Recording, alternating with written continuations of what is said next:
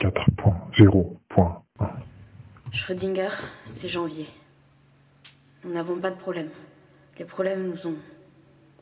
Je sais, nous ne sommes que mi-avril. Il est donc tôt pour rendre le rapport, mais ce sont précisément des difficultés actuelles et urgentes dont je suis venue vous parler. Je suis descendue avec Avril, qui n'a pas voulu se défausser de ses responsabilités sous prétexte du vote collectif de l'élection, mais qui n'a pas souhaité non plus venir seul. Il attend dans le sas, entre l'ascenseur interne du dôme et la chambre noire. Puis-je le faire entrer, afin de vous exposer ensemble la situation actuelle? Vous ne voyez pas de raison de refuser la présence d'Avril. Vous acceptez la requête. Poursuivez simplement. Je vais chercher Avril. Il avait hâte de parler avec vous. Néanmoins, il est stressé. Vous le verrez, Schrödinger.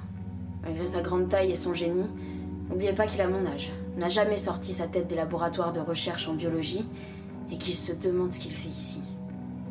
Comme nous tous. Il faut simplement le bouger pour qu'il vienne à l'essentiel, et pas dans des explications supra-longues avec des mots savants à chaque virgule. Schröd, voici Avril. Cher professeur Schrödinger, je vous suis tellement reconnaissant de tolérer ma présence malgré le changement démocratique de règles. Sachez que je suis particulièrement respectueux des processus et mesure à sa juste valeur leur exceptionnelle dérogation. T'as pas besoin d'en faire des caisses, tu sais. Ça se trouve, c'est pas une vraie personne là derrière. On n'est pas là pour une discussion. La boîte noire est à sens unique. Un genre de confessionnal, quoi. C'est possible, Janvier. Néanmoins, au fond des abysses d'une chambre noire, il suffit d'un filet de néon pour raviver la clarté de l'esprit. Sérieusement, tu vas nous faire un truc sur la foi et l'espoir? C'est toi qui parlais de religion. Cette pièce me fout le bourdon, tu sais. Pour toi, c'est une découverte. Pour moi, c'est une corvée habituelle. Allons droit au but, s'il te plaît. Je comprends. Cher professeur, comme vous le savez, nous avons laissé entrer au rez-de-chaussée des réfugiés. Et avec votre accord. Si, lors du rapport de mars, vous aviez opté pour un maintien des réfugiés au sous-sol, sans secours, sans intervention de la part des 12, c'est-à-dire en 3.6 et 3.8 lors du précédent mois, poursuivez simplement. Si lors du rapport de mars, vous aviez opté pour un accueil des réfugiés de la part des 12, ayant conduit à une séparation en deux groupes, les points 3.5 et 3.7 lors du précédent mois, changez alors immédiatement d'enregistrement et poursuivez en 4.0.2. Nous n'avons pas pu accueillir un nombre si grand de réfugiés. Nous avons d'ailleurs perdu Mars en même temps que toutes ces personnes. Certes, elles logent au rez-de-chaussée pour celles qui sont restées. Mais elles sont entassées, sans secours, et chaque jour nous nous demandons ce qui advient d'elles. Oui, nous ne nous en occupons pas, mais la préoccupation dépasse souvent l'occupation elle-même à la course de l'énergie du temps consacré. Ces personnes manquent de tout, de soutien alimentaire, d'hygiène et de soins. Merde, Schrödinger, même un putain de robot peut le voir. Je vous prie de croire, cher professeur, que nous respectons l'autorité et les décisions. Pourquoi tu parles comme ça, bordel? Vas-y, viens-en à l'essentiel. Ayant entendu des bruits importants, nous avons décidé avec Janvier d'aller vérifier, un coup chacun. Puis, puisque nous sommes en avril, j'assiste Janvier dans cette fonction. D'où ma présence témoignant également de ce que j'ai vu, en plus des observations de Janvier. C'est pas facile à exprimer de manière adéquate. Mais bordel, Avril, tu peux pas être aussi gentil. Schrödinger, nous avons un méga problème. J'allais y venir. Ben vas-y alors, tourne pas autour du pot. Professeur, une sorte de rébellion se prépare en bas. Ou plutôt en haut, puisque nous sommes dans la chambre noire avec vous. Il y a une sorte d'émeute au rez-de-chaussée, des mouvements de panique. Je ne sais pas comment, mais les réfugiés se disent qu'il y a sans doute des résidents dans les étages du dôme. Ou bien Mars qui nous a balancé, ouais. Schrödinger, vous entendez? J'ai vu une famille sortir du dôme avec ses enfants par peur de ce qui se passait ici. Nous devons faire quelque chose. C'est une priorité devant le rapport.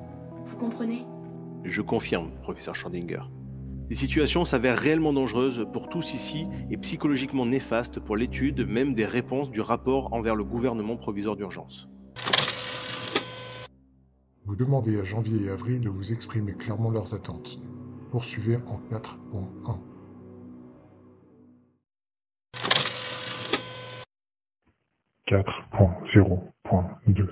Afin de gérer un nombre si grand de réfugiés, nous les avons scindés en deux groupes. Un premier groupe a été accueilli au 7e étage, les 7e en nombre maximum possible, soit 12. Un second groupe de 24 personnes, les SS, est resté au rez-de-chaussée, sorte de sous-sol spacieux du dôme. Vous vous souvenez, Schrödinger, les 7e ont eu la charge de veiller sur les SS, avec des affaires pour être identifiés et des facilités de gestion alimentaire, soins et d'autorité. Je vous prie de croire, cher professeur, que la sélection fut totalement aléatoire, conformément à tout protocole scientifique devant respecter les principes de l'échantillonnage d'une méthodologie rigoureuse, éthique et sans biais. Mais pourquoi tu parles comme ça, bordel? Vas-y, viens-en à l'essentiel. Les 7e devaient retourner à leur étage à la fin de la journée ou bien pour des tâches de gestion, notamment avec nous. Nous effectuons une visite par jour afin de nous assurer que tout va bien. C'est évidemment moi qui ai cet honneur. Mais puisque nous sommes en avril, j'assiste Janvier dans cette fonction lorsqu'elle est déjà prise. D'où ma présence, témoignant également de ce que j'ai vu, en plus des observations de Janvier. C'est pas facile à exprimer de manière adéquate. Déjà, sachez professeur que les 7e se sont particulièrement adaptés au rôle que nous leur avons attribué, ce qui ne devait pas être Mais le cas. bordel, Avril, tu peux pas être aussi gentil. Schrödinger, nous avons un méga problème. J'allais y venir. Bah vas-y, tourne pas autour du pot. Professeur, il m'a été rapporté des violences entre les deux groupes. Enfin, plus particulièrement, des sévices graves infligés de la part des 7e envers les SS. Des tortures, Schrödinger, vous entendez? J'ai vu une famille sortir du dôme avec ses enfants par peur de ce qui se passait ici. Nous devons faire quelque chose. C'est une priorité devant le rapport, vous comprenez? Je confirme, professeur Schrödinger. Les situations s'avèrent réellement dangereuses pour tous ici et psychologiquement néfastes pour l'étude même des réponses du rapport envers le gouvernement provisoire d'urgence. Vous demandez à Janvier et Avril de vous exprimer clairement leurs attentes. Poursuivez en 4.1. 4.1. Avril, ici comme juin et août, tous les trois habitués au protocole scientifique, ont proposé une solution. Nous pensons nécessaire de conduire des observations et enquêtes de terrain afin de comprendre ce qui est en jeu avant de prendre des décisions à l'encontre des réfugiés concernés. Juillet préfère appeler cela des interrogatoires. Il pense devoir muscler tout ça. Mais il est d'accord sur le principe. Décembre aussi, habitué à ça au sein des procédures disciplinaires de l'armée.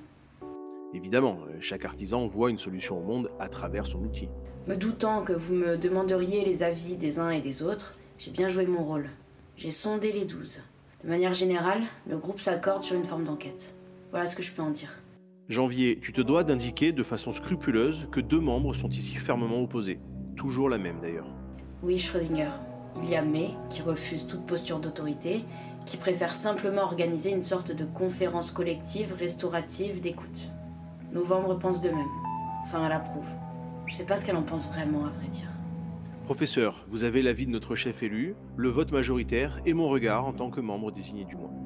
Je pense que pour connaître les hommes, il faut les voir agir. Vous comprenez, Schröd? Le silence, ça veut dire oui comme en politique, ou non comme en droit pour les contrats. Quelle que soit votre décision, je vous remercie, professeur. Nous allons faire de notre mieux pour établir une estimation suffisante du pourcentage de probabilité de vérité avant de revenir vers vous. C'est ça, ouais. On va faire ça. À votre façon, cher Schrödinger, devrais-je dire, nous chercherons le choix éclairé pour sortir de l'incertitude des possibilités infinies. Et si vous étiez le vrai Schrödinger, je vous aurais demandé si vous aviez vraiment mis votre chat dans un tel risque de vie ou de mort. Vous avez 3 possibilités. Première possibilité. Approuver la requête d'une méthodologie scientifique par observation. Rendez-vous en 4.2. Deuxième possibilité. Vous estimez que les 12 n'ont pas de temps à perdre en observation. Toutefois, vous comprenez le problème et vous êtes d'accord avec la possibilité d'interrogatoire des réfugiés de manière approfondie. Rendez-vous en 4.5. Si vous aviez choisi de ne pas aider les réfugiés, menez une enquête en infiltration au sein de l'unique groupe. Vous y trouverez certainement aussi des éléments importants. Rendez-vous en 4.2. Troisième possibilité. Vous ne comprenez pas une telle centration sur un problème qui vous semble mineur au regard de la mission confiée aux 12. Vous exigez qu'ils restent pleinement concentrés sur la mission, en sanctionnant simplement les comportements et en reprenant le cours de leurs analyses et réponses aux questions liées au rapport du mois d'avril. Rendez-vous en 4.9. 4.2. Cher professeur Schrödinger, c'est Avril. Je reviens vers vous conformément à notre échange et votre approbation d'une méthodologie scientifique par observation. Cette observation sera déclinée en 4 parties, puisque des éléments différents sont à prendre en considération. En interne, afin de répondre à toutes les sollicitations du mois, il a été décidé de nous répartir en groupes pertinents au regard des questions. Février et mars, comme vous le savez, ne sont pas, disons, disponibles. Pour les réponses au rapport du mois d'avril, nous avons maintenu un travail ardu conduit par septembre et octobre, économistes et historiennes. Août les a complétés sur ma demande. C'est un physicien pointu, son expertise des dossiers complexes, de la formulation des réponses, de la compréhension des enjeux. Il m'a dit être habitué aux liens avec l'État dans le cadre de ses travaux sur le nucléaire. À la suite de notre enquête de terrain, s'il y avait besoin de mener des interrogations spécifiques, janvier, mai et juillet seraient désignés. Juillet a l'habitude de cela, évidemment, en bon policier de terrain. Mais, avec son scepticisme, serait également parfait dans ce rôle. Je ne cache pas non plus que c'est rassurant pour moi de savoir cette femme aigrie loin de moi l'espace de quelques jours. Enfin, Janvier, en représentante du groupe, se doit d'être de cette équipe. Si jamais nous devions aller jusqu'à des prises de position, Janvier serait à nouveau responsable du groupe chargé de mission. Je l'accompagnerai en représentant du moi, comme je l'ai déjà fait face à vous, professeur. Sur la demande de Janvier, mais j'approuve complètement ce choix, nous serions complétés de Décembre, qui connaît les principes d'autorité et de sanction, d'une part dans ses fonctions militaires, mais qui pourrait aussi nous conseiller sur des éléments de santé et de traitement au besoin, si des enjeux de ce type étaient mis en exergue. Donc pour ce qui m'incombe ici, voici l'enquête méthodologique de terrain. Janvier n'avait pas d'expertise particulière. Aussi, je représente l'équipe qui a procédé aux observations et je fus accompagné pour cela par Juin et Novembre. Toutes les deux sont habituées aux méthodes d'analyse scientifique neutres limitant les biais d'intervention. Juin est experte des questions anthropologiques et ethnologiques et Novembre des analyses psychologiques des individus et des groupes. Avec mes compétences plutôt d'analyse biologique, nous formons une équipe pluridisciplinaire efficiente. En effet, si dans un premier temps l'observation des comportements des individus a été surtout portée par mes deux collègues, auprès des réfugiés comme des spécimens, mon étude des données biologiques en laboratoire des spécimens nous permettra, si vous le souhaitez, de croiser nos regards et d'aboutir à des conclusions éclairantes. Oui, comme vous l'aurez compris, nous procédons en deux temps. Une étude auprès des réfugiés, à rapporter en plusieurs parties, puis une seconde auprès des spécimens enregistrés en vidéo et dont les données nous ont été accessibles dans les laboratoires du 10e étage. Simplement, étudier les réfugiés pourrait ne pas être suffisant. Il nous faudra sûrement un groupe contrôle, une comparaison des comportements, afin de déterminer la normalité ou non des actions, établir des liens, des hypothèses et des corrélations. Déjà, il est très intéressant de savoir que les 36 réfugiés viennent de lieux différents, ne parlent pas la même langue et semblent ne pas avoir de parcours propre. Certains individus souffrent de nausées et d'hallucinations, plus ou moins sévères, parfois proches de la psychose. Nous pensons que le terme « touché » venait des autorités afin de qualifier des personnes contaminées. Nos observations nous ont appris que cette appellation vient en réalité des journaux d'information. Plus précisément, il s'agirait de croyants qui auraient vu, dans les symptômes du virus, une intervention divine. Puis cela a été diffusé comme tel. Les premières contaminations ayant eu lieu au Vatican, le virus fut interprété d'une manière positive, avec un encouragement d'une partie de la population à se laisser contaminer. En ajoutant à cela la défiance d'une partie de la population à l'égard des traitements pharmaceutiques préventifs, des recommandations scientifiques ou étatiques, ainsi que la transmissibilité du virus, nous comprenons mieux la spontanéité de la pandémie. Les touchés ne seraient donc pas malades, mais ceux qui sont protégés des maux du monde. Selon cette vision répandue, les exposés, les vrais malades, sont les sujets sains ou porteurs sains, délaissés par Dieu. Poursuivez le retour des observations en 4.3. 4.3. Certains membres étaient responsables des contrats gouvernementaux, d'où leur connaissance des problématiques et leur capacité à se sauver. Cela a d'ailleurs beaucoup fait rire Novembre. Pas la situation bien évidemment, mais la naïve bienveillance de Juin. Oui, quand nous avons appris que ces mêmes personnes devaient transmettre des renseignements en échange de sauf-conduit, mais qu'il n'avait en fait jamais été prévu de les sauver en cas d'attaque, Juin était peiné, attristé, ce qui a amusé Novembre. Amusé oui, elle était, mais avec délicatesse. Novembre est une femme subtile, elle a simplement trouvé la naïveté de Juin attendrissante.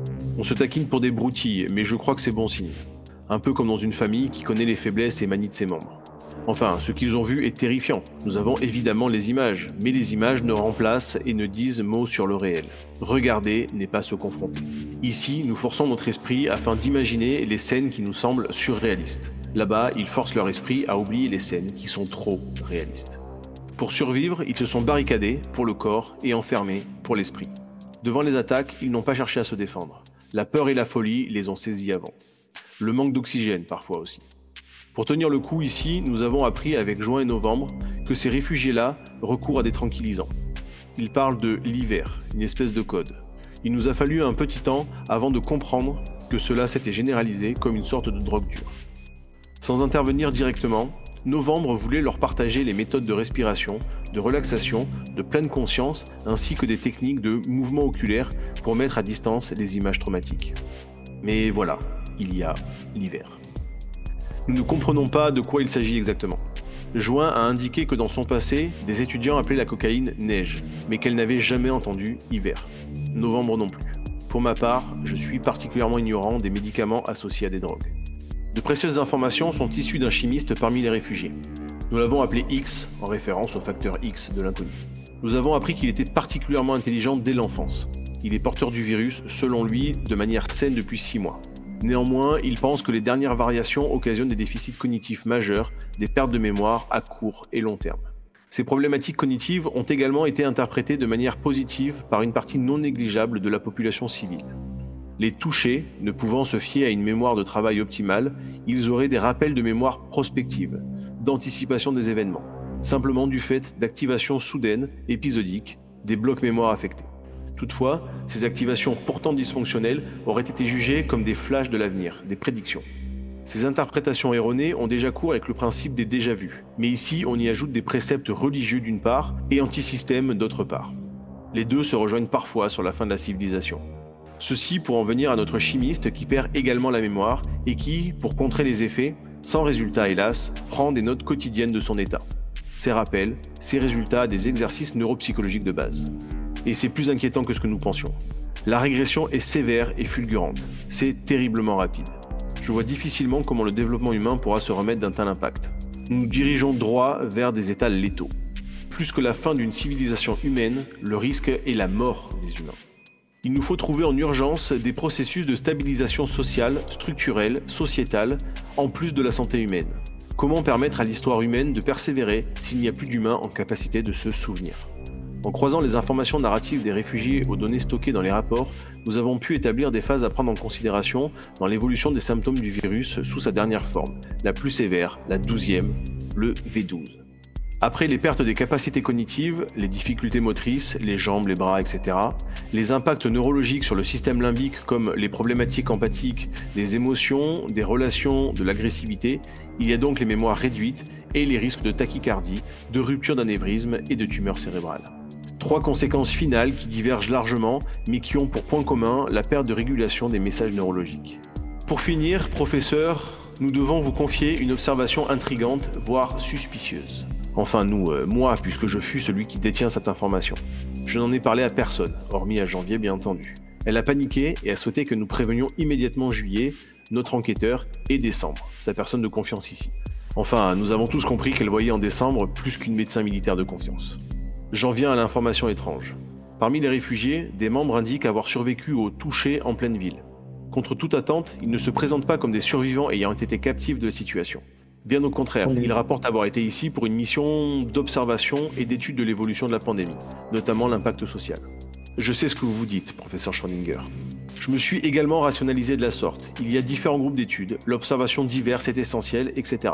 Toutefois, professeur, lorsque j'ai creusé cette voie, j'ai appris que l'équipe en question avait chuté dans la folie sous la pression de rapports à rendre chaque mois, chacun leur tour, en fonction du mois. J'imagine que vous voyez où je veux en venir, tout comme je me doute que vous allez me dire que je fais fausse route. Et si... Novembre dit toujours qu'une fois le doute insinué, il est impossible de réfléchir sans l'hypothèse en question. Et si... Comme tout le monde, je me demande depuis le début ce que nous faisons ici. Pourquoi nous ? Vous savez ce que nous disons entre collègues, ce que disent les membres du laboratoire Dawkins ? La question de l'origine est l'origine de la question. Et si nous n'étions pas seuls dans notre situation ? Vous exigez alors qu'ils restent pleinement concentrés sur la mission, en sanctionnant simplement les comportements et en reprenant le cours de leurs analyses et réponses aux questions liées au rapport du mois d'avril. Rendez-vous en 4.9. Si jamais vous avez déjà pris des décisions, 4.9. Vous avez déjà eu connaissance de tous les interrogatoires, 4.6 et 4.7. Vous connaissez déjà les résultats d'avril issus du laboratoire, 4.4. Vous demandez à éclaircir une dernière chose qui vous échappe encore, l'hiver. Dirigez-vous en 4.8. 4.4. Professeur Schrödinger, c'est avril. Les données des laboratoires et les observations des spécimens nous ont apporté de riches enseignements. Sous l'impulsion de Juin, experte en études anthropologiques et ethnologiques, nous avons pu effectuer des séries d'expérimentations originales et les confronter à nos autres données, tant quantitatives, chiffrées, que qualitatives, comme les observations du terrain.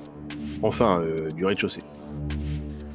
D'ores et déjà, voici les retours globaux sur le plan virologique. Conformément aux données des dossiers, nous confirmons que le virus se répand. Il progresse et ne cesse d'évoluer à une vitesse stupéfiante. Si nous devions mettre en balance biologie et physique, ce virus serait la particule qui défie la vitesse de la lumière. Pardonnez-moi, professeur Schrödinger, ceci n'était pas approprié. Nous avons noté qu'il existait bien une souche d'origine qui en est à sa 12e mutation, V12. En si peu de temps, le V12 fut décelé sur les spécimens comme sur les réfugiés. Si au départ, seuls certains d'entre eux étaient contaminés, ils sont, en l'espace d'un clignement d'œil, une majorité touchés. Cela les rend agressifs, oui, il est vrai, mais surtout stratégiques. Juin nous a appris que les mammifères avaient une conscience aiguë de la moralité et du sentiment de justice grâce à 2 piliers fondamentaux, la réciprocité et l'empathie. Elle eut alors l'idée de vérifier si les touchés perdaient ou non ces 2 facultés, et si oui, de quelle manière. Notre découverte fut surprenante puisque nous avons dû réviser notre protocole d'analyse. Au départ, nous avions simplement découpé nos observations en 2 groupes, les touchés et les sujets sains. Comme vous le savez, en sciences, chers professeurs, nous divisons toujours les groupes d'analyse en groupes contrôle, sur qui aucune étude n'est menée, un groupe comparatif, disons, et un groupe expérimental, sur qui se portent les modifications possibles. Nous divisons également, lors des études, les sujets naïfs, ceux qui sont observés, des sujets pairs, complices à l'étude. C'est-à-dire des membres qui font comme si ils étaient naïfs, alors qu'ils aident en réalité la mise en place de l'étude. Bref, vous comprenez, nous divisons toujours en 2. Mais ici, nous avons dû réviser notre logique d'analyse. Il y a le groupe des touchés et le groupe des non-touchés. Mais dans le groupe des non-touchés, devons-nous nous intégrer, nous les observateurs ? Que faire de ceux qui, comme nous, participent en vérité à l'étude et sont des membres de la société étudiée ? Pourquoi vous dis-je cela, professeur ? Pour une raison importante, essentielle, consubstantielle à notre survie à tous. J'y viens. Donc, grâce à Juin, nous avons pu observer les touchés dans 2 situations différentes. Au sein de la première, les touchés pouvaient nourrir ou non, soigner ou non, prendre soin en somme ou non, une autre personne, mais sans que cela coûte. Le touché était face à un choix. Il devait sélectionner les jetons répartis en 2 couleurs. Si le touché prenait la première couleur, il recevait des éléments. S'il prenait l'autre couleur, il les recevait aussi, tout en permettant à un autre de manière aléatoire d'en recevoir. Systématiquement, les touchés se montraient prosociaux. Des flashs s'activaient, effectivement, mais ne désamorçaient en rien le souci de l'autre qu'ils avaient. Leur mémoire prospective, tournée vers l'avenir, n'étant pas affectée, ils peuvent anticiper le soutien à autrui du fait de leurs décisions. Au sein de la seconde expérience, il s'agissait de vérifier non plus l'empathie possible, mais leur réciprocité, moteur du sentiment de justice ou d'injustice. Pour cela, les éléments étaient tout aussi simples. Lorsqu'ils effectuaient certaines tâches du quotidien, ils recevaient une forme de récompense. Puis, pour la même tâche, un écart de récompense a été créé. En principe, ils auraient dû vivre une forme d'injustice, manifestée par de la colère, de l'énervement ou de la frustration. Rien. Les touchés ne réagissaient plus à l'écart de traitement. Ils sont dans l'incapacité de comparer les traitements, voire peuvent valoriser les écarts de traitement si cela leur profite, mais ne s'en sentent nullement affectés dans le cas contraire. Ils sont détachés de toute forme de comparaison avec le passé. Chaque jour est nouveau et chaque jour se vit en lui-même. En quoi y a-t-il un problème de catégorie ? Eh bien, les touchés ont un maintien de l'empathie si elles se tournent vers l'avenir, mais n'ont plus de réflexion quant à la réciprocité, l'égalité et la justice. L'un des 2 piliers du sentiment profond de moralité est affecté. Mais cela ne signifie pas que les non-touchés soient sains. Nous avons découvert que, pour leur part, même sans être contaminés par le virus, leurs piliers sont aussi troublés. Les non-touchés parviennent à la comparaison, mais ne témoignent plus d'empathie. Leurs scores à l'épreuve du souci de l'autre sont faibles, tellement faibles. Voilà pourquoi un 3e groupe existe, le nôtre. Nous devenons les exceptions de l'espèce humaine qui devient soit empathique vers le futur, soit animée de justice, mais pas des 2. Seuls nous préservons cette faculté. Quelle est notre place dans tout cela ? Si le virus ne cesse de s'étendre, les Homo sapiens définis par cette double faculté deviendront une légende. Face aux résultats, dans un sourire émerveillé et ses petites lunettes posées sur ses yeux clairs, Juin s'est fendu d'une phrase qui m'a paralysé. Avec son œil d'anthropologue amoureuse de la nature, notre petite aventurière blonde à queue de cheval s'est exclamée ainsi.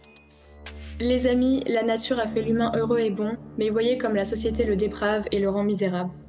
En effet, nul besoin d'un virus pour que nos sentiments profonds puissent être révisés.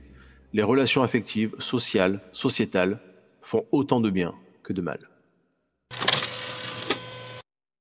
Trop d'informations vous échappent sur ce qui se passe au sein du dôme.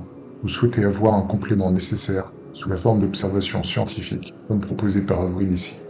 Rendez-vous en 4.2.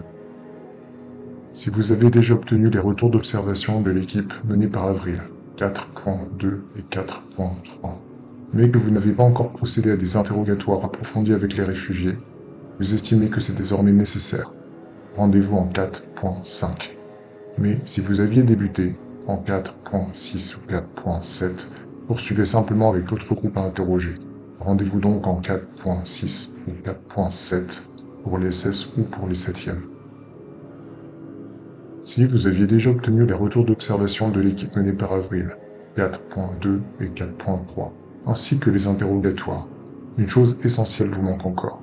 Vous souhaitez éclaircir la question de l'hiver, la drogue qui sévit à l'intérieur du dôme. Dirigez-vous en 4.8. 4.5. Schrödinger, c'est janvier. Je suis revenu pour vous expliquer comment nos interrogatoires se sont passés. Il y a de quoi dire. Mais d'abord, Schröd, il y a trop de sollicitations ce mois-ci. Nous ne nous en sortons pas, surtout avec février et mars qui sont out. Il a fallu nous répartir en équipes pour tout mener de front. Afin de procéder à des sortes d'interrogatoires, j'ai pris avec moi mai et juillet. Juillet a l'habitude de cela, évidemment, un bon policier de terrain. Mais je voulais aussi mai, avec son scepticisme, son regard critique, distancié. Elle n'hésite pas à dire les choses froidement. C'est aussi par précaution envers ce grand dadé d'Avril. Je sais que c'est compliqué avec mai. Elle est cash avec lui. Si je peux lui éviter ça. Avril est mobilisé en parallèle pour effectuer des observations plus discrètes des réfugiés. Il se charge de ça avec juin et novembre. Elles ont l'habitude de ce type de méthode. Et Avril a l'habitude des études en laboratoire pour travailler sur les échantillons. En attendant, nous lui avons envoyé les échantillons sanguins et salivaires des personnes issues des deux groupes pour savoir qui était touché ou non. J'y reviendrai, c'est important. Si jamais nous devions aller jusqu'à des prises de décision définitives, je devrais évidemment en être puisque je suis la chef. N'est-ce pas? Décembre sera à mes côtés. Elle connaît tous ces trucs, la hiérarchie, la manière de conduire un simulacre de procès. Ses fonctions militaires seront un réel appui. Avril nous accompagnera, en représentant du moi. Ça me semble important et il le veut aussi. Derrière sa timidité, son retrait, se cachait un homme particulièrement responsable. Je découvre véritablement Avril, qui est étonnant. Ah, j'oubliais le plus important tout de même.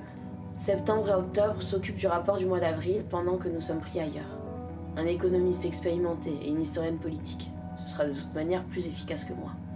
Oui, Août les a complétés sur la demande d'Avril. Août.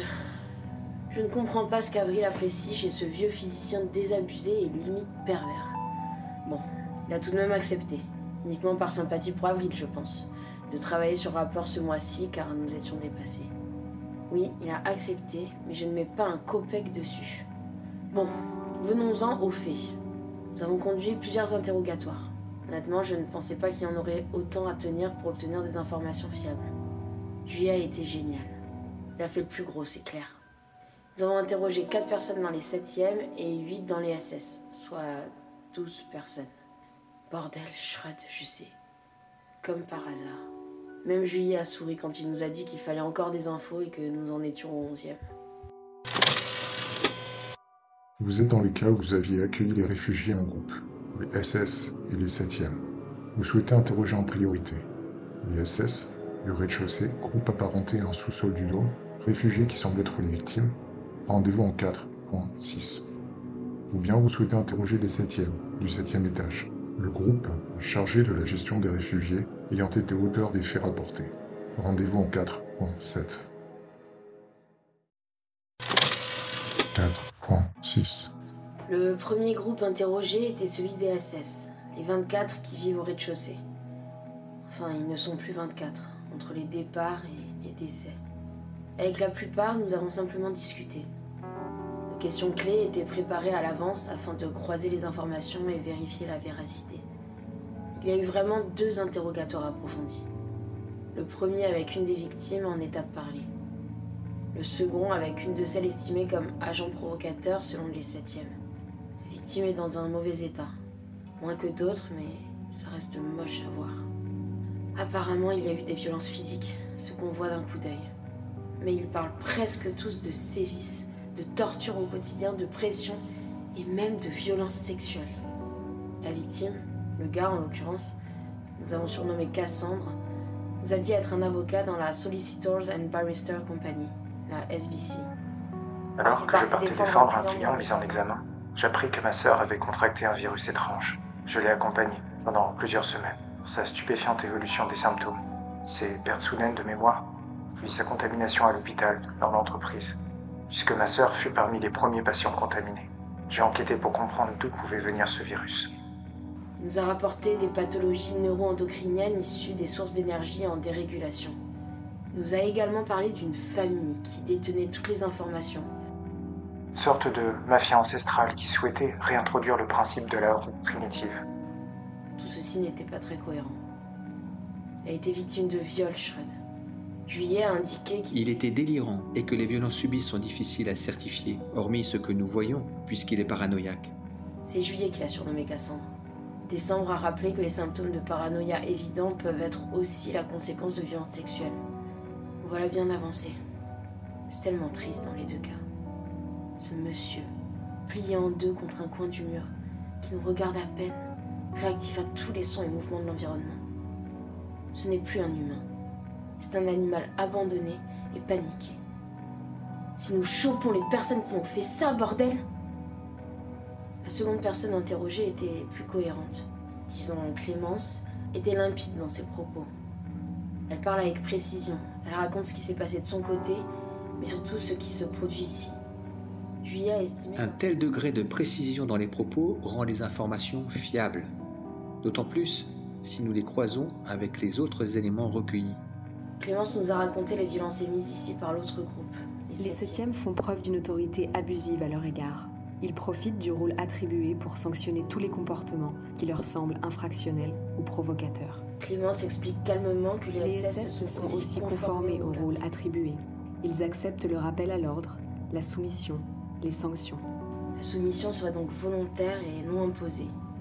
C'est possible un truc pareil, Schrödinger, franchement? Alors qu'elle perçoit ce mécanisme, elle tend tout de même à protéger les 7e. Elle dit que ce n'est pas leur faute, qu'il faut les comprendre. Ils sont aussi des victimes. J'avoue que je suis perdue. Décembre parle d'une résignation acquise où on en vient à accepter l'impuissance. Juillet dit plutôt que c'est un principe connu en psychologie criminelle pour les enquêteurs. Le célèbre syndrome de Stockholm, quand c'est victime d'une prise d'otage qui avait défendu les criminels. Moi je dis, merde. Bordel, comment on en vient à défendre ses oppresseurs? Fais chier. Désolé, c'est sorti tout seul. Quand j'ai demandé à Clémence pourquoi, elle m'a répondu... Janvier, ils sont malades, ils sont infectés. N'avez-vous pas vu leurs yeux?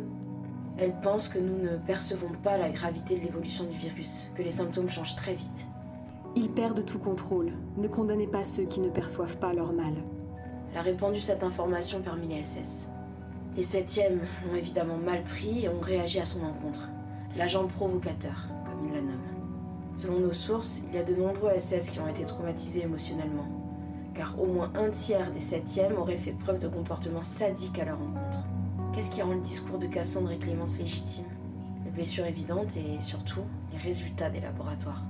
Pour vérifier les propos, l'équipe conduite par Avril a procédé à des analyses dans les laboratoires du 10e.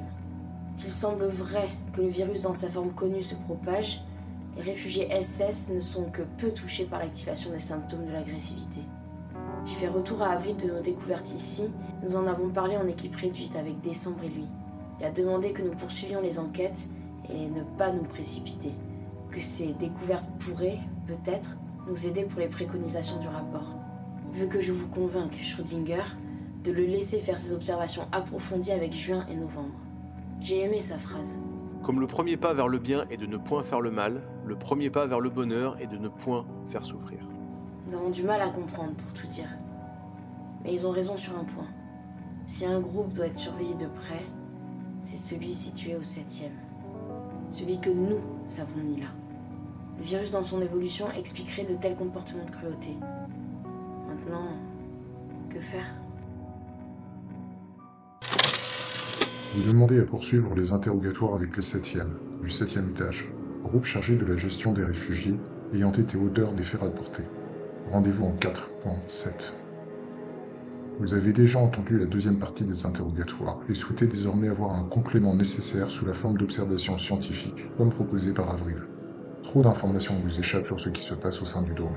Rendez-vous en 4.2. Vous estimez que les 12 en savent assez. Que trop d'énergie a été dépensée dans cette enquête. Vous exigez, de fait, une prise de décision et de sanction à l'égard du groupe en question. Dirigez-vous en 4.9. Si jamais vous avez déjà pris des décisions en 4.9, que vous avez déjà eu connaissance de tous les interrogatoires, et que vous connaissez déjà les résultats d'avril issus du laboratoire, vous demandez à éclaircir une dernière chose qui vous échappe encore. L'hiver. Dirigez-vous en 4.8. 4.7. Oui, je poursuis avec nos interrogatoires auprès du second groupe. Les réfugiés situés au 7e étaient chargés d'aider ceux au rez-de-chaussée, les SS. Alors, comment dire ça poliment? Ils ont été compliqués dans le dialogue. Ils ne sont pourtant pas nombreux, 12 comme nous, mais ils font tellement corps qu'en interroger un en particulier était un enfer. Un seul a finalement accepté, Janus. Enfin, il a accepté après négociation avec Juillet. Oui, Janus s'est confié, mais dans le secret. En échangeant dans l'ascenseur que nous avons temporairement bloqué, ou encore durant les allers-retours vers les SS ou les zones de soins et de ravitaillement. C'est May qui a eu cette idée. Brillante, cette quinquagénaire rustre. Il nous a appris plusieurs choses intéressantes. Il nous a indiqué qu'il y a des violences de la part de tout le monde. Des mots humains sur des faits barbares. Mais Janus n'est pas n'importe qui. Il siégeait au Parlement avant sa dissolution. C'est un de nos représentants. Il connaissait notre mission dans les grandes lignes. La constitution d'un groupe de scientifiques pour consultation externe avait été apparemment discutée. Il y était favorable, jusqu'à ce qu'il apprenne que cela lui coûterait son travail. Ce n'est pas votre faute, répète-t-il, mais je m'en veux quand même. Et puis j'ai disposé de plus de temps pour m'occuper de ma fille malade avec ce virus. Et là, je m'en veux encore plus. Quand je lui ai demandé si elle était avec les SS, j'ai croisé ses yeux endeuillés. Je vous raconte même pas à quel niveau de culpabilité j'étais. Qu'est-ce que je peux être conne? Il nous a dit que des projets de reconstruction sociétale étaient prévus pour l'après-pandémie, mais qu'il ne comptait pas dessus. Les dernières choses observées le terrifiaient. Était en cours la construction de castes, à partir desquels certains pensent que la vie peut reprendre normalement, après tout ce qui vient de se passer. Évidemment, ce ne sont pas les plus touchés qui se retrouvent en haut de l'échelle et qui émettent ce genre de sentence. Ceux qui se serrent la main après la guerre ne sont pas les soldats, non plus, mais ce sont les leaders. Selon Janus, dans les zones de quarantaine, on assiste à une décadence des sociétés occidentales, où un combat réel s'engage entre les valeurs de protection maximale et les valeurs d'entraide. Mais me garde des commentaires binaires et abscons, comme elle dit. Dans les deux cas, il s'agit de valeurs louables et compréhensibles. Protéger ses proches et sa vie est tout aussi valeureux que l'intention de sauver les inconnus. L'empathie réside bien dans les deux postures. Juillet se fiche complètement des considérations politiques ou philosophiques. Ce qu'il remarque, c'est l'affrontement, le conflit qui s'accentue. Qu'en retour, les distractions elles-mêmes ont besoin de soulagement à l'attention. Janus nous a raconté à quel point les sports devenaient de plus en plus violents, par exemple, en étant rejetés tout aussi violemment par une autre partie de la population. La violence pour soulager la violence. Puis la violence contre la violence. Quand cela cessera-t-il? Janus était étonné d'entendre que le groupe SS pense que les 7e sont affectés. Pour lui, il n'y a pas de symptômes discernables dans son groupe. Mais il dit qu'à bien y réfléchir, il est logique que les SS se réfugient derrière ça. Poursuivez le retour des interrogatoires. Oui, Janus nous a confirmé plusieurs fois qu'il y a des violences. Les séquelles et mauvais traitements sont là. Il nous a expliqué que les violences étaient plus ou moins justifiées, car les SS n'écoutent rien et sont difficiles à gérer au quotidien, que le niveau de stress ronge tous les systèmes nerveux ici, etc. Il nous a indiqué que selon lui, mais aussi selon les autres, les SS sont touchés. Un variant du virus se serait généralisé parmi le groupe et ne leur permettrait plus de se maîtriser. Certains 7e estiment que les SS ne sont plus vraiment humains, qu'il faut donc adapter des méthodes de gestion. Nous avons cherché qui pouvait être responsable, en vain, jusqu'à cette phrase de Janus qui est revenue à Juillet. Le cerveau de Juillet fonctionne autrement. Il traite tout comme une machine, un ersatz d'ordinateur. Des violences de la part de tout le monde. Je n'en revenais pas. Je n'en reviens toujours pas d'ailleurs. Nous cherchions des contaminés parmi les 7e, ou bien des personnalités dysfonctionnelles, comme dit Novembre, Des psychopathes, quoi. Et là, froidement, sans aucune émotion, les yeux dans les yeux, Janus nous a dit « Oui, tout le monde, moi compris. » Je ne comprends pas comment des personnes si gentilles, d'apparence instruites... Je ne comprends pas. Ce qui agace mes Juillet, d'ailleurs. Que ne comprends-tu pas, Janvier ? Me répète-t-il. C'est pourtant évident. La question comme la réponse. La question, pourquoi font-ils cela ? Nous avons tout de même vu des signes d'extrême violence. La réponse, parce que les conditions sont propices à cela. Je sais pas à quoi je m'attendais. Un écrit sur le front indiquant méchant, violeur, violent. Mais non, il n'y a rien d'écrit. Quand nous avons rapporté nos résultats d'interrogatoire à Avril, il a souri. Oui, il m'a souri de bonté. Il aime tellement la nature, la biologie.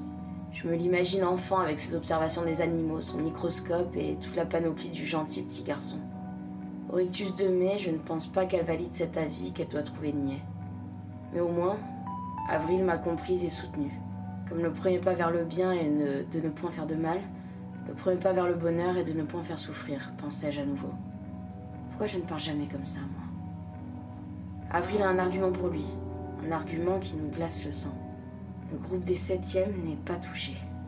Nous ne pouvons expliquer ces comportements horribles par une quelconque contamination. Vous comprenez mieux ces mots, Schrödinger. En l'absence de contamination différentielle, de problèmes de santé mentale, de contraintes, il ne nous reste qu'une explication à ces actes inhumains. L'humain. Vous demandez à poursuivre les interrogatoires avec les SS du rez-de-chaussée, assimilés à un sous-sol du dôme. Rendez-vous en 4.6. Vous avez déjà entendu cette autre partie des interrogatoires et souhaitez désormais avoir un complément nécessaire sous la forme d'observations scientifiques, comme proposé par Avril. Trop d'informations vous échappent sur ce qui se passe au sein du dôme. Rendez-vous en 4.2. Vous estimez que les 12 en savent assez. Trop d'énergie a été dépensée dans cette enquête. Vous exigez, de fait, une prise de décision et de sanction à l'égard du groupe en question. Dirigez-vous en 4.9. Si jamais vous avez déjà pris des décisions, 4.9, que vous avez déjà eu connaissance de tous les interrogatoires et que vous connaissez déjà les résultats d'Avril issus du laboratoire, 4.4, vous demandez à éclaircir une dernière chose qui vous échappe encore, l'hiver. Dirigez-vous en 4.8. 4.8. C'est janvier. Avril n'est pas là. Comme vous l'avez demandé, Schröd, nous avons approfondi l'enquête autour des éléments inquiétants. À l'origine, c'est quand même Avril qui a obtenu ces précieuses informations. Peut-être est-ce pour ça qu'il a tant de mal à s'en remettre. Je me sens tellement stupide de ne rien avoir vu. Oui, car hormis Avril et moi, visiblement, beaucoup étaient au courant. Même Mars, avec qui nous avons tenté de parler sans réussite. Quand je lui ai dit que c'était à propos de l'hiver, il s'est fendu d'un... L'impulsion du seul appétit est esclavage. L'obéissance à la loi qu'on s'est prescrite est liberté. Magnifiquement inutile. La philo, c'est bien. Le concret, c'est mieux. Cette histoire de drogue et l'arbre qui cache la forêt. Une forêt brûlée où il ne fait pas bon y vivre, c'est clair. La question autour des drogues est en fait à propos des tranquillisants, pour la gestion des peurs, du virus et de toutes les formes d'addiction existantes. J'ai honte. Nous avons obtenu des renseignements par celle qui m'avait refilé des clopes en échange d'informations. Claire. Je suis pas meilleure que les autres. J'ai jamais dit le contraire, me jugez pas, Schröd, bordel. J'avais besoin d'une clope ou une taf, j'en peux plus ici. La nana, c'est ce que nous pouvons appeler une survivante, une vraie. Dans son patelin, tout le monde est mort, sauf elle. Elle les a vus espérer, s'entraider, se résigner, puis s'entretuer. Elle n'explique pas comment elle a pu être épargnée par la contamination. Ou bien n'a-t-elle pas de symptômes ? Avril et les autres ont vérifié. Aucune inoculation sans le savoir de ce qu'on pourrait apparenter à un vaccin efficace. Pour survivre dans le chaos, Claire a compris le poids de la négociation. Comme le dit Septembre dans son langage d'économiste, la survie n'est pas dans la biologie, mais dans l'offre et la demande. Ou dit autrement, le darwinisme social. Vous voulez être épargné ? Soyez important. Vous souhaitez être important ? Devenez le rouage des échanges, qu'importe la marchandise. En l'occurrence, ici, c'est la clope, le matériel pharmacologique ou encore, oui, l'hiver. Encore une fois, Juillet réfléchit autrement. Tandis que nous cherchons tous un quoi, un pourquoi et un où. Nous étions dans l'erreur. Juillet a tout compris, et vite. Comme il nous l'a dit, la vraie question est toujours comment. Pour en venir à qui? Claire n'a rien dit à ce propos, mais ce ne fut pas utile. Juillet a vite trouvé la réponse. La drogue l'hiver est délivrée par Décembre. C'était pourtant évident. Maintenant que nous avons appris cela, il fallait lui en faire part et en discuter avec elle. Décembre n'est pas n'importe qui ici. Nous lui faisons confiance, c'est notre médecin, c'est mon bras droit, c'est ma confidente, enfin, un truc du genre, vous voyez. Décembre a invoqué que nous devions garder en tête qu'avant d'être ici une 12, je suis avant tout médecin. Un médecin est là pour soigner et à défaut gérer les symptômes des patients. Avril ne fut pas convaincue, mais non plus. C'est la première fois que j'ai voyé en accord. Ça n'a pas duré longtemps, mais c'est pour dire. Avec tout ce qui se passe, Avril devient lui aussi cynique, petit à petit. Juillet écoutait, observait, se gardait bien d'intervenir. Si Décembre est médecin, Juillet est policier, pas juge. Avril l'interrogea vivement, se demandant si elle avait choisi son rôle de médecin en tentant de soigner, ou bien son rôle militaire en achetant la paix globale pour ne pas troubler notre mission. Juillet le coupa, avec un... Reste que maintenant il faut choisir. Les laissons-nous se droguer et encourageons-nous cela, permettant de calmer les comportements? Car il est vrai que nous pourrions ainsi, via la dépendance, garder le contrôle et ôter les réactions, les désirs de liberté hors du dôme, comme vers les étages supérieurs. Implacable. À croire que Juillet lit les intentions dans nos yeux. Non. A rétorqué May de manière affirmée, comme d'habitude en fait. Nous ne pourrons pas faire cela à des humains, si agressifs soient-ils. Les encourager à renoncer à la liberté, c'est renoncer à leur qualité humaine, aux droits de l'humanité, même aux devoirs. J'ai maudit cette situation pour tout un tas de raisons. Nous parlions de Décembre déjà. Il fallait intervenir sur les motivations des autres, leur comportement, leur liberté. S'ils choisissent simplement de ne pas être libres, que pouvons-nous y faire? Avril n'était pas d'accord avec moi. Il s'accordait donc avec May, comme je le disais. Janvier, la liberté consiste moins à faire sa volonté qu'à ne pas être soumis à celle d'autrui. Nous pouvons tolérer qu'un membre des 12 intervienne sur les capacités de raisonnement des réfugiés. On a choisi d'évoquer la situation de Décembre dans une semaine, en mai, afin de ne pas retarder le rendu du rapport. En attendant, pendant les jours qui suivront la remise du rapport, nous lui avons fait la requête de rester à son étage, loin des accès au SS et 7e. Inutile. Elle s'était déjà mise en retrait depuis un moment. Mais honnêtement, combien de jours tiendrons-nous complètement sans elle, sans ses connaissances, ses traitements? Combien de temps tiendrai-je, moi, sans elle? Hélas, je ne sais pas si l'inverse est vrai. Partage-t-elle des émotions sincères envers moi? Je vais vous dire, Shren, le problème est là et pas là. Disons même que toute cette histoire de l'hiver est insignifiante à mes yeux. Je dois vous expliquer. J'ai demandé à Juillet comment il avait su pour Décembre. Grâce aux connaissances médicamenteuses, son souhait de soulager les personnes, de maintenir l'ordre. Je me doutais de quelque chose. Et ce quelque chose n'avait rien à voir avec ces hypothèses. Je savais que ce quelque chose ne me plairait pas. Il se méfiait de Décembre depuis le début. Je le savais. Je lui ai demandé si c'était parce qu'elle était pas non plus une scientifique pure, ou bien son rattachement à l'armée. Non. Juillet s'est méfié du soutien sans faille de Décembre pour moi, me poussant à être la chef.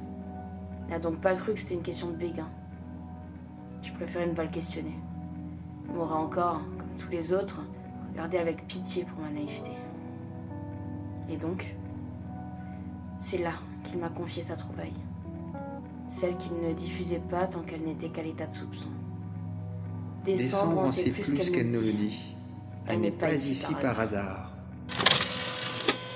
J'ai estimé que trop de temps a été perdu dans des considérations secondaires liées à la vie dans le dôme.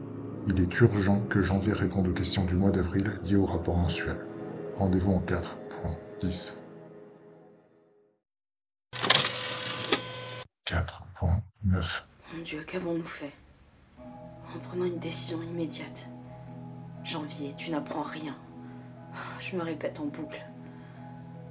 Juillet estime que s'il est vrai que la raison et le jugement viennent lentement, tandis que les préjugés accourent en foule, nous avons fait ce que nous pouvions.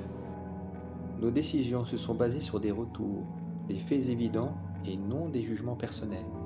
Pour May, ce n'est pas exact. Il y a souvent plus de stupidité que de courage dans une constance apparente, lui a-t-elle rétorqué. Ce qui ne m'a pas vraiment aidé. J'ai tellement honte de les avoir jugés si vite. Cela m'a rappelé mes mauvaises habitudes avant tout ça. La manière dont j'avais mis à distance ma famille, coupé les ponts avec mon ex, ma manière de me barricader sur des a priori ou des décisions péremptoires. Je pensais sincèrement que tout ce que j'avais traversé ici m'avait permis d'évoluer. Visiblement, la cire de notre âme change de forme, certes. Elle apprend à se durcir ou à s'adoucir. Elle ne change pas sa nature profonde. Avril a tenté de me consoler. Il est tellement doux. Il m'a parlé de la façon dont Darwin s'est exprimé aux scientifiques de son époque, qui refusaient la théorie de l'évolution, car cela serait reconnaître leurs erreurs d'analyse, leur notoriété, et ainsi leur propre faiblesse. Je n'ai pas compris le rapport avec moi. Alors, avec gentillesse, il m'a simplement dit « Désolé, une vieille habitude de la citation. En substance, voilà ce qu'il faut retenir. On ne doit jamais rougir d'avouer qu'on a tort. En faisant cet aveu, Janvier, tu prouves que tu es plus sage aujourd'hui qu'hier. » Ce que j'aimerais voir, les yeux bleus remplis de sagesse de février, là, ou encore une leçon de morale de mars. Tout, plutôt que la sensation d'être seule parmi un sous-groupe aussi fautif que moi. Non, étant chef élu, je suis encore plus fautive. Bordel de merde. Face aux conséquences de nos premières décisions, des réfugiés se sont enfuis, bien soutenus par Mars. Je dois dire qu'il ne s'est pas privé de commentaires cinglants à notre sujet. Mais je ne lui en veux pas. D'ailleurs, j'aurais sûrement fait la même chose si j'avais été à sa place. Mars protège la seule famille qui lui reste, ce qui le conduit à totalement changer de comportement. Il semble désormais connaître des choses qui nous échappent, voyant les choses de l'intérieur, comme on dit. Nous avons immédiatement stoppé nos décisions, suspendu notre jugement, afin de venir vous exprimer ces retours désastreux, Schrödinger. Ah mais, vous n'êtes peut-être pas au courant. Nous nous sommes plantés pour une bonne raison. Nous avons eu les retours d'analyse biologique d'Avril. Les réfugiés en question ne sont pas plus touchés que ça par le virus. C'est-à-dire qu'on n'observe pas de différence marquante avec les groupes de comparaison qu'étudie Avril. Leurs comportements ne sont donc pas en lien avec le problème viral. Ce n'est pas la cause déterminante. Ouais, je sais. Fais chier, bordel. Ça aurait été tellement plus simple et pourtant, quel problème c'est déjà? Novembre nous a dit qu'elle pensait à quelque chose, mais qu'elle ne pouvait en être certaine qu'après avoir plus d'informations. Il nous faut exclure toutes les autres hypothèses qui expliqueraient de tels agissements afin de ne pas se tromper à nouveau. Elle va travailler sur cette piste d'ici la fin du mois, mais elle nous la remettra en mai. Je lui ai demandé de garder en priorité la réponse aux questions du rapport d'Avril. J'ai besoin de son avis et de son vote. Juillet partage ce point de vue.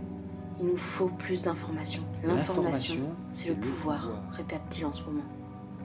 Il m'a confié qu'un de ses anciens supérieurs, un politicien important que nous connaissons tous, répétait ça en permanence et que c'était devenu un dicton personnel. Je n'avais jamais imaginé que Juillet travaillait directement pour des personnalités politiques en fonction. Mais effectivement, c'est possible. D'autant plus que le président actuel, enfin, dans ses anciennes fonctions, je me souviens avoir entendu aux infos qu'il avait été attaqué plusieurs fois par des dingues. Un terroriste s'était même introduit dans son bureau avec un couteau. Donc c'est un gars comme Juillet qui mène l'enquête derrière. Épatant. Pendant ce temps, je devais sûrement scroller sur Twitter ou TikTok, moi, à bloquer les comptes des potes de mon ex. Enfin, tout ça pour dire que Juillet poursuit également l'enquête. Il nous a confié avoir une piste sérieuse concernant l'hiver, la drogue qui nous bouffe ici. Ça s'infiltre partout, décidément, ces trucs. J'essaye de garder la main, mais je perds clairement le contrôle des opérations confiées. Décembre est plus en retrait depuis 10 jours, je ne sais pas pourquoi. On avait notre routine. Vers 2h du matin, quand les caméras semblaient éteintes et dans un angle de sécurité, on s'envoyait en l'air. Le matin, à son étage, on discutait sur l'organisation. Le soir, à mon étage, on faisait le point. Dans les salles communes, elle me soutenait et parfois me caressait de façon discrète, histoire de me chauffer un peu. Ça me faisait beaucoup de bien. J'avais besoin de faire retomber la pression. Aujourd'hui, quasiment plus rien. Puisque ce mois-ci, nous sommes tous les deux embarqués, Avril est au moins un excellent relais, le sexe en moins. Il est convaincu que nous allons retrouver quelque chose, une solution, un remède, une décision miraculeuse. Quelque chose. Quand je lui ai demandé si c'était son habitude en sciences, en biologie, de toujours trouver une réponse à un problème, je ne m'attendais pas à sa réponse. Un truc que mon grand-père me disait aussi. Non, la science n'est pas la raison. Le monde de la réalité a ses limites. Le monde de l'imagination est sans frontières. Nous ne trouverons pas une solution grâce à nos connaissances, mais à la faveur de notre imagination. Vous ne comprenez pas les positions des 12 et vous exigez soit un complément des observations scientifiques menées par Avril à propos des données en laboratoire et l'étude des spécimens. Rendez-vous en 4.4. Soit des interrogatoires approfondis des réfugiés avec Julien en soutien, si cela n'a pas été effectué. Rendez-vous en 4.5. Si vous aviez débuté 4.6 ou 4.7, poursuivez simplement avec l'autre groupe à interroger. 4.6 pour les SS et 4.7 pour les 7e. Si vous n'aviez pas accueilli les réfugiés, donc aucun groupe, vous exigez des observations scientifiques menées par Avril. Rendez-vous en 4.4. 4.10. Shred, les problèmes ne nous lâchent pas. Je suis seule pour vous rapporter les décisions. Comme je vous l'ai dit, Avril ne viendra pas. Ce mois l'a rongé jusqu'à l'os, lui qui n'est déjà pas épais. Pour le rapport des ministères, ou de ce qu'il en reste, c'est encore plus maigre. Ce mois-ci, nous n'avons plus que 3 retours pour 2 questions. C'est de pire en pire. Seuls ont écrit les ministères de la Santé, de l'Économie, de l'Intérieur avec la Justice, les Affaires étrangères et l'armée. Tous les autres ont été dissous et exclus du gouvernement de l'état d'urgence.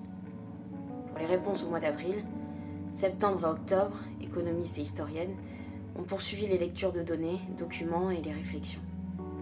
Wood n'a rien fait, comme je le présumais. Avril est encore plus naïf que moi, décidément. Cette espèce de vieux fou nous a simplement dit qu'il avait planché sur autre chose, qu'il était occupé. Évidemment, occupé à se tourner les pouces. Ce qui est inquiétant, c'est que septembre et octobre n'ont pas beaucoup avancé non plus.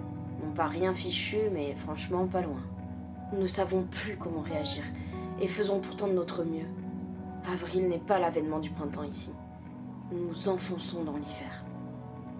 Nous nous posons de plus en plus de questions, non plus sur le fond, mais sur leur intérêt même.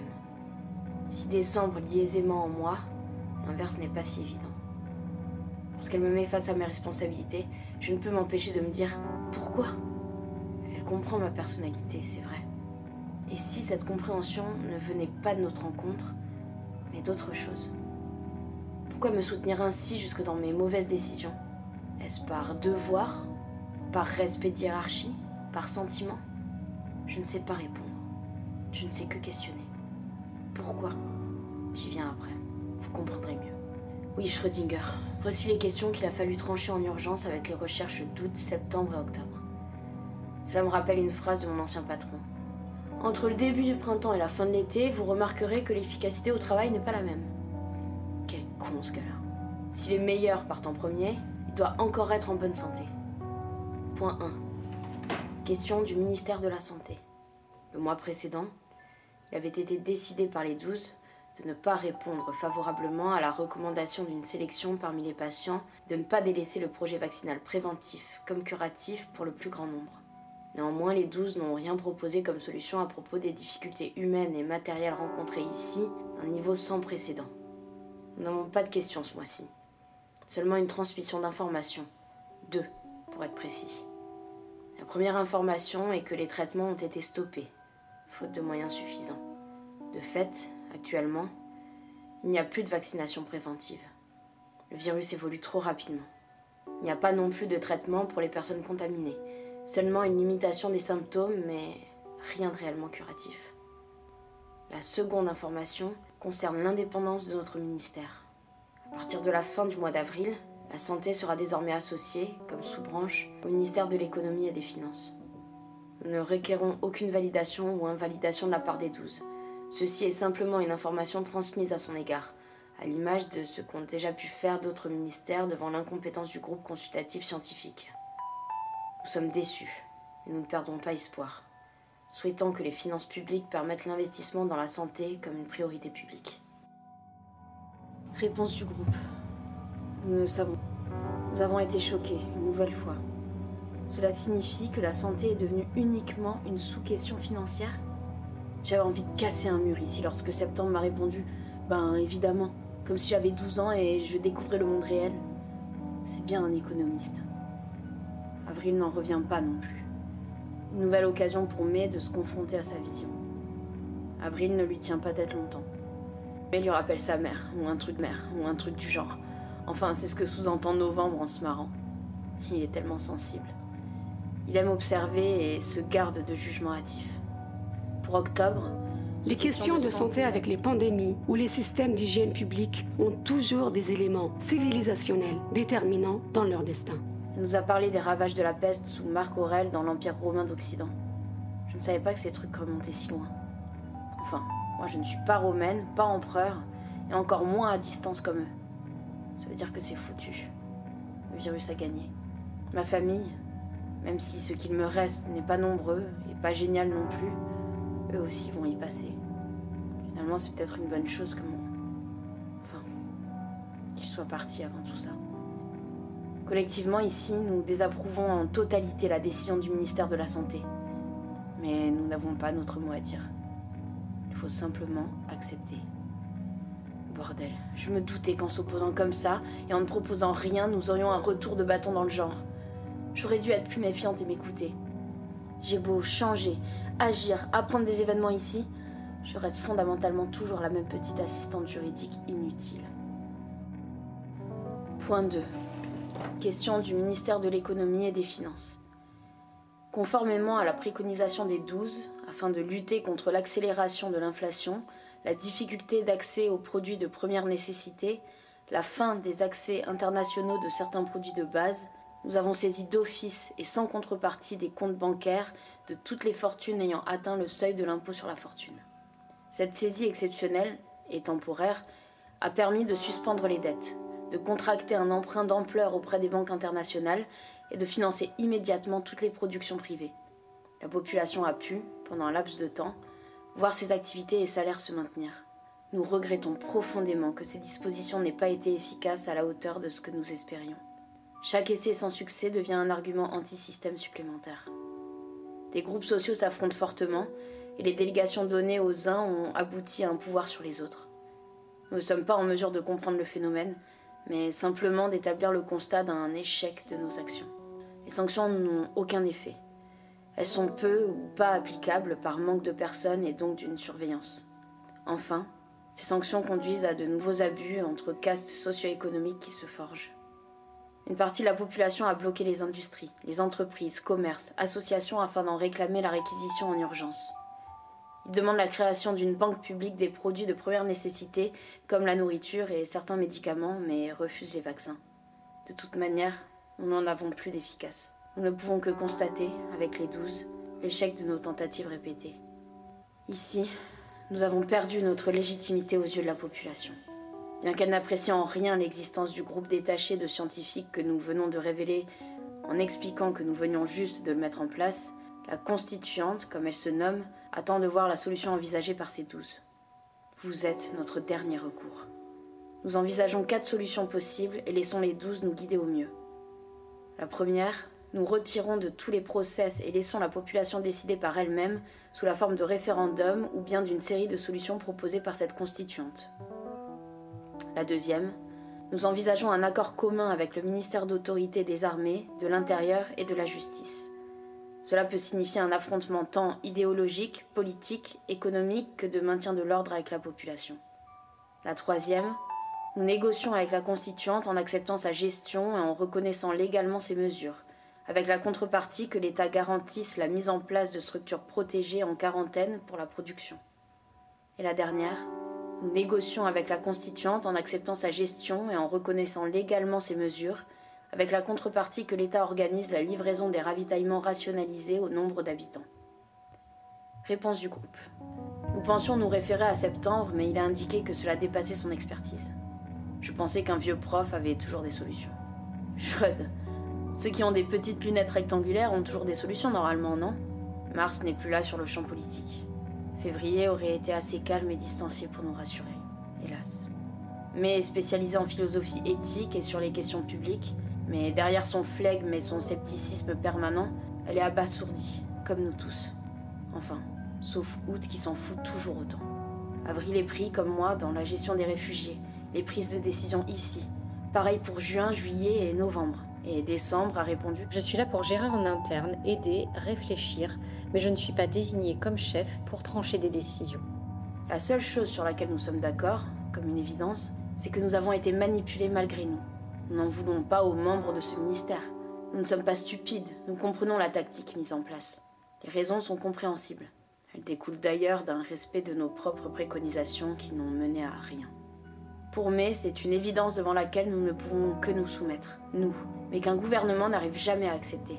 L'émeute qui finit par détrôner un gouvernement est un acte aussi juridique que ceux par lesquels ce gouvernement disposait la veille de sa population. Avril ne partage pas ce point de vue. Il a indiqué qu'il y a de réelles bonnes intentions derrière cette petite manipulation. Mais on a convenu. Mais dans ses désaccords perpétuels avec Avril, elle n'a pu s'empêcher de rappeler que c'est toujours des bonnes intentions que se nourrissent les pires idées. Elle a raison. Il n'y a qu'à voir notre traitement des réfugiés. Quel loupé sur toute la ligne. Il faut dire que May est terrifiée par les propositions qui rejoignent toutes, sous des formes différentes, l'ascension de ce qu'elle appelle un monstre froid. Nous pensions lutter contre une maladie virale, alors que nous luttions contre une maladie sociale. À vous d'aider les tous. Que choisissez-vous ? 1. Aucune intervention. 2. Des sanctions. 3. La protection de la production. 4. La protection de la livraison. Après votre choix, vous demandez à Janvier de poursuivre les réponses aux questions du mois d'avril. Faites votre choix, prononcez-le à voix haute, et continuez simplement à écouter. Point 3. Question du ministère des Armées, de l'Intérieur et de la Justice. Au sein du dernier rapport, nous avions indiqué avoir pris la décision d'installer la loi martiale au sein de tous les lieux de vie, zones de quarantaine, avec l'autorisation d'ouvrir le feu sur tous les habitants agressifs qui présentent des signes distinctifs de contamination sévère. Nous pensions vraiment nous en sortir avec l'application immédiate des peines d'expulsion du territoire, de la déchéance de nationalité pour les binationaux, de l'envoi immédiat en zone de privation de liberté et le renforcement des unités spéciales sous l'autorité de généraux expérimentés via des recrutements amplifiés et obligatoires jusque dans ces zones de privation de liberté. Pourtant, rien ne fonctionne. Nous recrutons dans nos unités les personnes que nous avons arrêtées pour en sanctionner d'autres qui finiront peut-être par nous rejoindre. La mise en place de conditions spécifiques au recrutement n'a plus sa place dans une telle situation d'urgence et de déficit de corps pour porter les boucliers. Même si les états psychologiques ne sont pas parfaits, et honnêtement, qu'il est aujourd'hui, nous recrutons à tour de bras au début du mois et en perdons autant à la fin. Si bien que ces recrues deviennent majoritaires dans nos rangs, et sans que nous sachions pourquoi, se montrent plus autoritaires encore envers les populations que les précédents ne l'étaient à leur égard. De plus, les généraux s'exonèrent de conséquences et valorisent la responsabilité d'actes qui témoignent de leur pouvoir grandissant qu'ils se sont eux-mêmes attribués. Que faire maintenant ? Nous nous rendons à l'évidence. Nous avons définitivement perdu le contrôle. L'homme est trop faible pour gérer un contexte de crise de cette ampleur. Nous demandons en urgence aux 12 l'établissement de frontières internes prenant place dans les lieux de quarantaine encore valides, la destitution des généraux et la disparition des unités spéciales.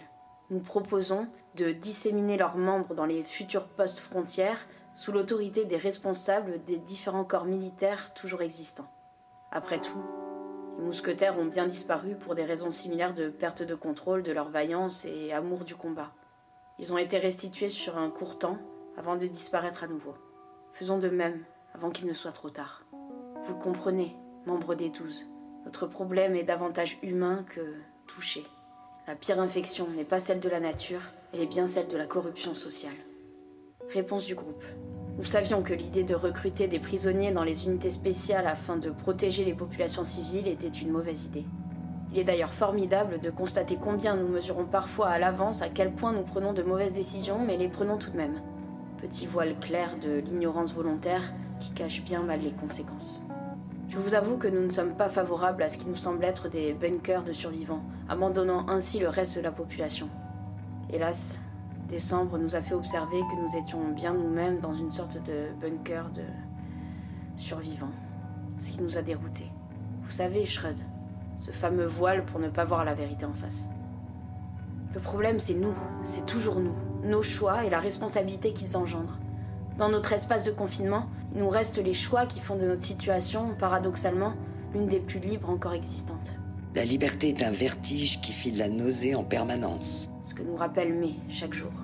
Cela me rappelle encore les propos de Mars, qui estimait que tout était politique, jusqu'à nos plus infimes décisions du quotidien. Quand j'ai été élue, que j'étais en plein doute, je répétais que je n'étais rien pour mériter ou gérer un tel titre. Il m'a dit ceci. Janvier, pour être quelque chose, pour être soi-même et toujours un, il faut agir comme on parle. Il faut être toujours décidé sur le parti qu'on doit prendre. Le prendre hautement et le suivre toujours. Bien qu'il n'appréciait pas cette idée de chef élu, il avait un sacré panache, Mars. Je comprends qu'Octobre l'appréciait tant, même si ce n'est pas mon genre. Je préfère clairement moins viril. Revenons à nos moutons. Nous sommes contre. Toutefois, nous assumons notre accord. En effet, nous approuvons la proposition du ministère, puisque nous sommes encore plus opposés à cette milice autoritaire qui sévit dehors. Et nous sommes bien mal placés pour donner une leçon, vu que nous rencontrons les mêmes difficultés ici. Néanmoins, nous avons une solution à proposer au ministère. Vous souhaitez que Janvier vous fasse immédiatement part de la proposition en question. Poursuivez en 4.11. 4.11. Cette idée est venue d'Avril et Août, le duo improbable du biologiste doux et du physicien bourru. Ils se sont souvenus d'une conversation avec Février et son rapport sur la robotique et les logiciels réflexifs qu'il nous a destinés avant de se mettre, disons, en retrait. Juillet, proche de Février, considère qu'il faut être prudent avec ce que nous avançons et notre interprétation des analyses de Février. Enfin, un bon enquêteur suspicieux ne peut que générer de la réserve. Mais approuve la méfiance de Juillet, en disant qu'on a bien fait de Nietzsche, l'antisystème par excellence, un soutien du régime nazi. Je ne sais pas vraiment qui est Nietzsche, mais cette référence a parlé à tout le monde. Bon, après, si Mai et Avril ont l'occasion de se confronter, ils ne se gênent pas. Revenons à l'essentiel. Comme je disais, cette idée est venue au groupe en lisant la phrase suivante du ministère. L'homme est trop faible pour gérer un contexte de crise de cette ampleur. Avril et Août ont repensé à l'idée de Février, concernant des intelligences artificielles de grande ampleur en accès libre, des données et prises de décision réflexives. Juillet nous prévient qu'il ne faut pas mélanger un constat, une prédiction et une proposition. Très bien. Et du coup ? A répondu Avril. Oui, je vous ai prévenu qu'Avril devenait cynique. Dans son dossier, Février explique les conséquences de ce que nous vivons. Il a écrit ce machin dès le début ici, vous savez, Schrödinger. Oui, vous le savez, évidemment. Quand nous parlions de nos petits problèmes, du vote d'un chef, etc., ce vieux machin planchait déjà sur les prédictions à long terme de ce qui nous arriverait. Sur le dessus du dossier, il y avait une note destinée à un certain Monsieur Fox. Personne ne voit de qui il s'agit. Peut-être son fils ? Il lui a écrit que... L'homme qui a le plus vécu n'est pas celui qui a compté le plus d'années, mais celui qui a le plus senti la vie. C'est pour ça que je me dis que c'est destiné à son fils ou à sa famille. C'est fou comme les vieux écrivent des trucs touchants. Ce n'est pas mon ex qui m'aurait rédigé un truc pareil. À peine m'a-t-elle dit qu'elle se barrait ailleurs. Ma famille aurait pu écrire de jolies choses. Ma mère parlait bien. J'aimais mon grand-père. Mais non, je n'ai pas eu le droit à une lettre. Pourquoi est-ce que je repense à ça maintenant, moi ? Nous faisons de notre mieux ici pour sortir de l'état permanent de sidération. Face à un virus qui progresse et des humains en perdition, à l'absence de parlement, d'un chef de l'exécutif, de la presque totalité des ministères, d'une armée et de forces de l'ordre efficaces, d'un système de santé viable, nos possibilités se restreignent de jour en jour. Bon, j'en viens au fait. Vous y trouverez une automatisation générale, un dossier spécifiquement destiné à l'utilisation des IA, en lien avec l'algorithme décrit par Février et révisé par les 12. Enfin, les membres des 12 qui comprennent de quoi il s'agit, comme avril, juin, août et septembre. Nous demandons l'application immédiate de l'utilisation des IA afin de gérer l'ensemble des situations sociales, pour le moment militaire, puis économique et enfin de santé. De ce que nous voyons dans nos résultats du mois, c'est plus que la fin des relations humaines, la fin d'un monde, d'une civilisation. C'est bientôt la fin de tout. Si les humains ne peuvent se sauver des humains, que l'intelligence humaine échoue, faisons en sorte que l'intelligence artificielle trouve les solutions. C'est notre proposition, Schrödinger, que les artefacts sauvent les âmes. Validation des réponses du groupe des 12, soumises à la réserve de la responsable Janvier, encore et toujours moi, 7 votes sur 12. 3 membres se sont abstenus et 2 ont voté contre. La majorité l'emporte. Les réponses sont validées. Vous souhaitez que Janvier finalise ses réflexions concernant le mois d'avril. Dirigez-vous directement au 4.12.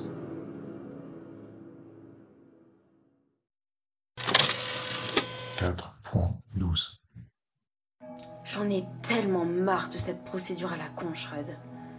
Je suis de plus en plus seule. Même Avril m'a lâchée. Heureusement qu'il était là tout de même. Prendre cet ascenseur en s'arrêtant à chaque étage pour recueillir le vote de tous. Je suis fatiguée de tout. De l'évidence de l'accord des uns et de ma frustration et colère du désaccord des autres. Le pire, c'est que je dois tout garder pour moi. C'était dur aujourd'hui. Décembre s'est opposée aux décisions. Je comprends pas pourquoi. Elle qui d'habitude me soutient. J'ai compris évidemment que les décisions prises ne lui ont pas plu. Je ne l'ai pas intégrée au groupe d'observation. Je ne l'ai pas consultée pour les décisions à la suite des questions et les réponses ne lui conviennent pas. C'est la première fois qu'elle désapprouve. Comme si des éléments lui échappaient, mais je ne saurais pas dire quoi. Pourtant, je ne peux pas aller contre ce qui me semble juste. Comme elle me l'a si bien dit auparavant, je dois effectuer des choix. Je comprends aujourd'hui que cela va au-delà de ça. Je ne choisis pas simplement parce que c'est ma fonction, mais parce que je refuse catégoriquement de me voir imposer ce que je ne veux pas. J'ai compris février et mars. Qui ne dit mot, consent. L'espèce de bonheur qu'il me faut n'est pas tant de faire ce que je veux, que de ne pas faire ce que je ne veux pas. Ce mois fut éprouvant, Schrödinger, plus encore que les précédents. Je confesse n'avoir jamais réfléchi dans mon ancienne vie à la nature humaine. Enfin, y avoir vraiment pensé, j'entends. Plus que des phrases clichés pompées ici et là sur des posts de réseaux sociaux qui m'allaient bien car... Bordel, j'ai honte. C'était joli.